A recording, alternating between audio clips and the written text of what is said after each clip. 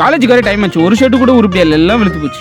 எந்த ஷர்ட்டை போடுறது? நம்மளது ஒரு ஷர்ட் கூட உருப்படியா இல்லை. பேசாம அண்ணன் ஷர்ட் இதுவே நல்லா இருக்கு, இதை எடுத்து போட்டுற வேண்டியதான்.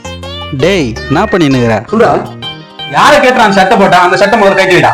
காலேஜ் போட்டு போறதுக்கு ஷர்ட் இல்லடா, எல்லா ஷர்ட்டும் பழசாயிடுச்சுடா. அதனால தான் உங்க ஷர்ட் எடுத்தேன், வேற எதுவும் இல்லடா. ஏய் கழட்டி வைனா கழட்டி வை. இனிமேல் உன் ஷர்ட் தொட்டா எனக்கு செருப்பல இருக்கா.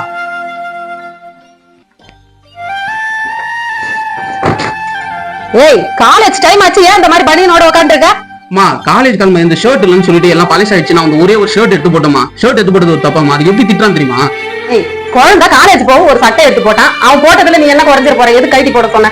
அவனே ரொம்ப நாள் கழிச்சு காலேஜ் இன்னைக்கு தான் போறான். இன்னைக்கே பாத்தீங்கன்னா வெளுத்து போன ஷர்ட்டும் அது இல்லாம அந்த இடத்துல அந்த ஷர்ட்ல ஓட்ட வேற இருக்குது. அதை போட்டு போனா யாராச்சும் மதிப்பாங்களா? அதனால தான் ஷர்ட்டை கைட்டி போட சொன்னேன். நீயே திட்டாம அவங்க கிட்ட சொல்லி இருக்க வேண்டியதானே? நான் நார்மலா சொல்லியிருந்தா அவன் கேட்டுக்க மாட்டாமா. அதனால தான் திட்டினேன்.